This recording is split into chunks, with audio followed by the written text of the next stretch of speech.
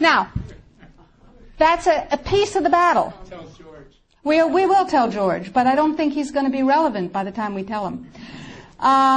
So that's a piece of it, but that's not going to save our lives right now, because do you know, picture in your mind a wasp or a bee trap where the insect voluntarily goes down the funnel and then can't get up out of the trap again?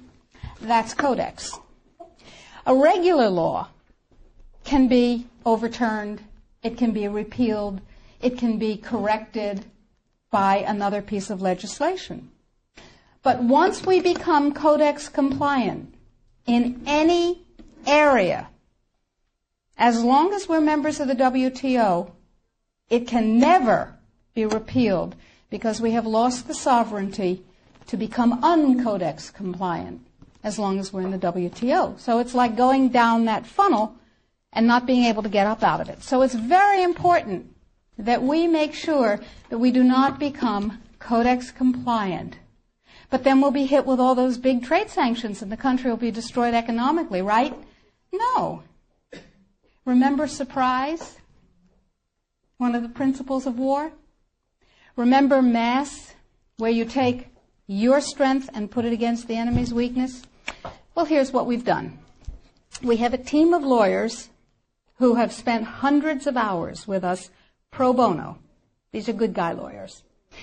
These two gentlemen and we have spent hundreds of hours studying Codex, understanding its weaknesses, a lot of weaknesses, and constructing a strategy which will take the sucker down.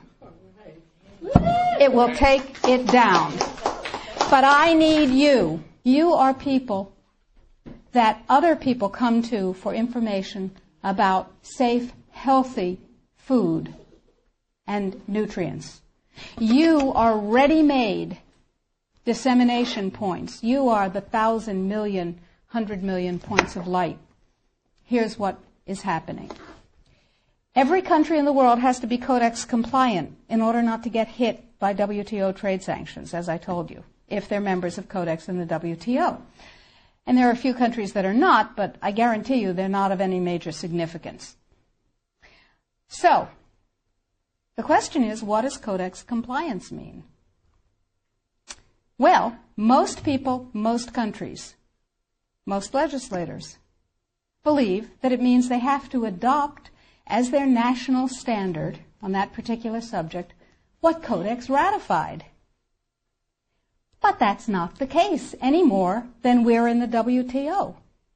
That's not the case either.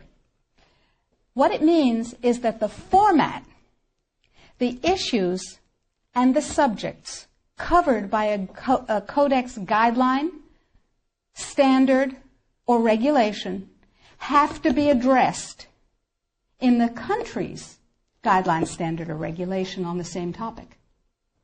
So, what we have done is create the first of many alternative Codex guidelines.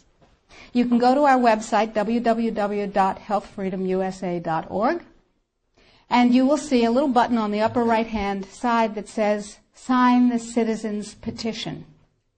Now, to briefly digress, a citizen's petition is not like a grocery store petition that you sign and you bring to somebody and you say, I have 200,000 signatures, and they dump it in the wastebasket. Because in their mind, it's one signature, you and your friends wrote 200,000 names. No, it is a legal challenge to the policy of the United States government on Codex. It's called a citizen's petition. It's a legal challenge. We're suing the United States government, saying what you're doing is illegal, folks. Let us tell you how. We want hearings of fact.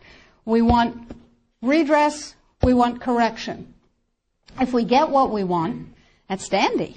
If we don't get what we want, we have gone through a process called exhausting administrative remedies. We have made the case ripe for court.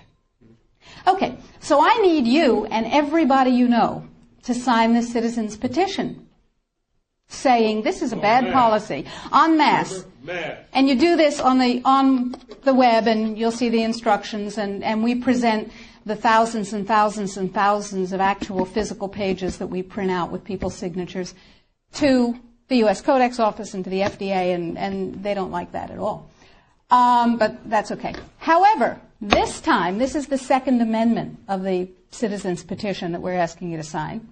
This time, the revised vitamin and mineral guideline is part of it. It's part of the lawsuit saying this needs to be U.S. policy.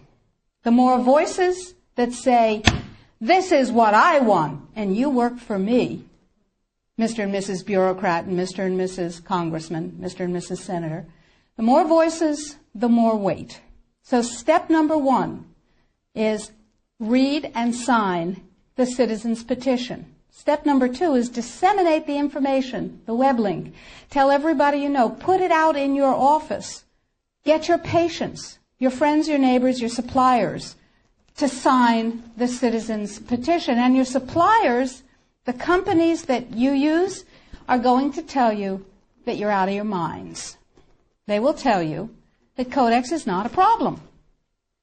And they will tell you, anybody here have a dog?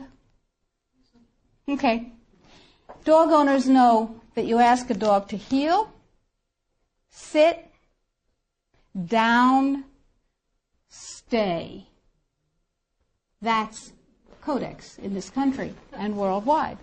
Because the more people who are in Codex coma, the less trouble they have getting this through.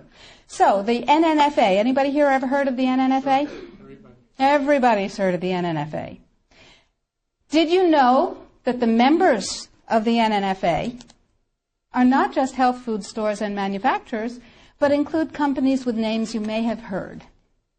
Pfizer, Merck, Monsanto, Bayer, BASF, Archer Daniels Midland, Chemet, Eastman Chemical, I could go on, GlaxoSmithKline Wellcome, Wyeth Airest, you get the idea. Why?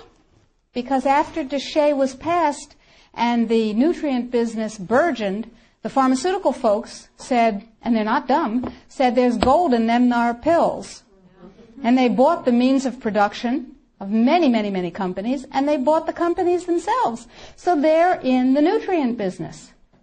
What better way to kill the nutrient business, which is not nearly as profitable as the toxic chemical drug business, than to take it over? Works every time, right? CRN. Anybody here know about CRN?